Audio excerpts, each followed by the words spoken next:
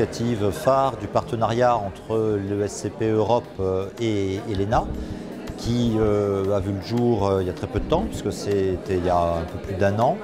Et c'est un projet qui fait suite à, on va dire, 2 ans de travail en commun entre nos deux maisons pour essayer de définir un projet européen qu'on puisse porter ensemble. L'ENA et ESCP Europe ne sont pas simplement des analystes de l'Europe, on est aussi des constructeurs et je crois que la qualité de notre projet et son importance, la responsabilité qu'on a vis-à-vis de l'Europe a été perçue par les instances dirigeantes de l'Union qui nous ont donc laissé accéder à cet hémicycle qui est en principe réservé à une activité législative.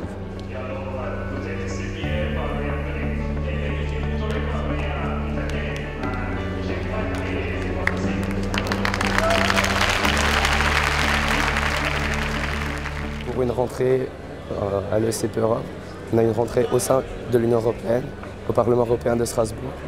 Et pour moi, qui étais étudiant à Turin en première année sur le campus de Turin, voir la vraie dimension européenne de l'école, voir 700 élèves comme ça, de toutes les origines, il y a plus de 40 nationalités représentées.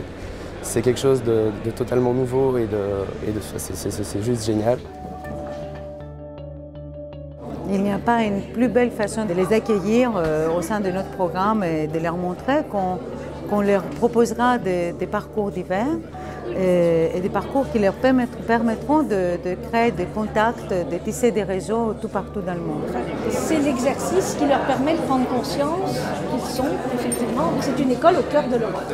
Et sur un sujet extrêmement sérieux qui était la pointe de l'actualité. Alors oui, cette année nous avons choisi de centrer toute la négociation, toute la simulation qui se passe ici au Parlement, à la fois dans la version Parlement et dans la version Conseil, sur un sujet d'une grande actualité qui est la régulation financière. On va procéder au vote. Qui vote pour? Abstention? C'est pour le vote.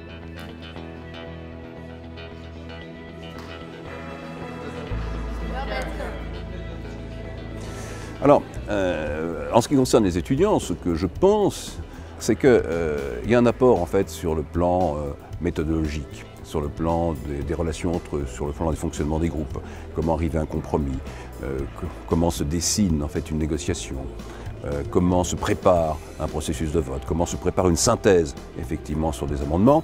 Et tout cela, ça leur sera utile, indépendamment en fait de la dimension européenne, dans toute une série de négociations qu'ils auront amenées dans leur vie professionnelle.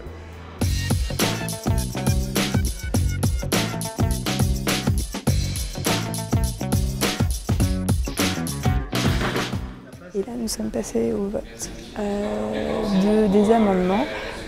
Donc, c'est-à-dire que tous les eurodéputés peuvent voter et c'est à main levée, bien sûr. Donc voilà, donc oui, non ou abstention. Donc à chaque fois, ça se passe comme ça. Il y a différentes commissions qui travaillent sur les textes de loi. Et à la fin, il y a le vote par tous les eurodéputés, donc qui sont plus de 400 normalement, donc là on est plus de 700. Et bien sûr, le texte passe, chaque amendement est voté. Donc c'est vrai que c'est souvent, il y a souvent beaucoup d'applaudissements étant donné que c'est l'aboutissement.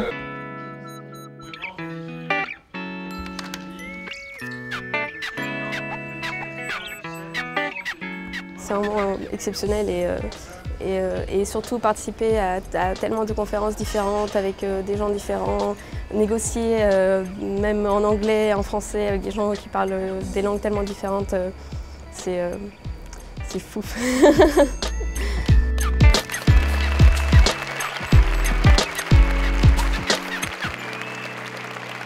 On a donné beaucoup aussi avec l'ENA de nous-mêmes pour faire en sorte que ce soit une belle expérience digne d'être vécue. Et effectivement, c'est très important, cette stimulation de négociation, parce qu'il faut qu'il y ait des conférences. Je veux dire, le savoir en tant que tel, ça existe, ça se transmet. Il y a eu des conférences d'envergure, mais pour autant, il ne peut pas y avoir des conférences toutes seules. C'est bien qu'il y ait cet ensemble et cette combinatoire. Donc effectivement, les étudiants l'ont bien perçu. Et vous savez, je crois que si les étudiants perçoivent bien et s'impliquent, c'est parce qu'ils sont, je dirais, presque les premiers à percevoir le projet de l'école. Ils le comprennent, parce que c'est un projet d'aujourd'hui, alors beaucoup le comprennent.